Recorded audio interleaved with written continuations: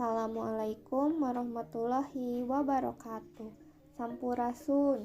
Wilujeng patepang deui sareng ibu di pangajaran bahasa Sunda. Dina danget ayeuna urang bakal diajar ngeunaan teks kawih.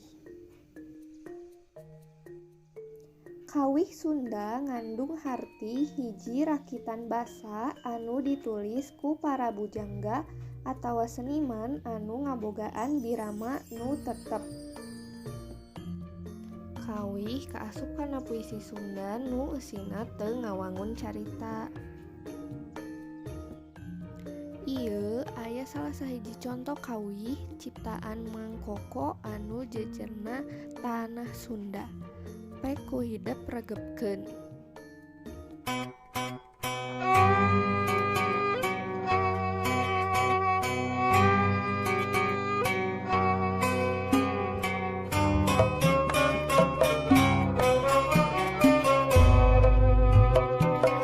Tanah Sunda wibawa gemah ripah tur endah ngumbara suka betah.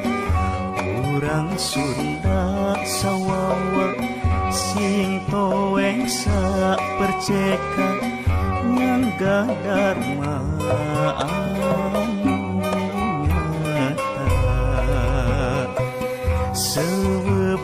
pajajaran muka tongkas maran sing tulaten jeung rumaksa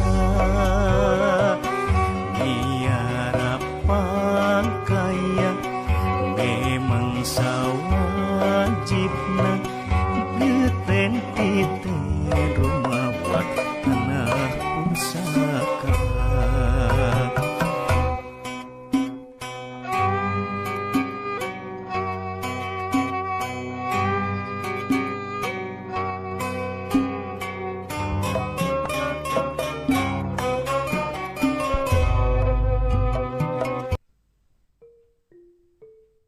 Tos rengse ngaregepkeun conto kawih. Ayeuna hidep buka buku rancage diajar basa Sunda kaca 52.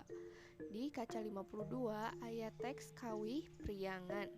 Pek ku hidep baca jeung kerjakeun latihan hiji nu aya di kaca 53.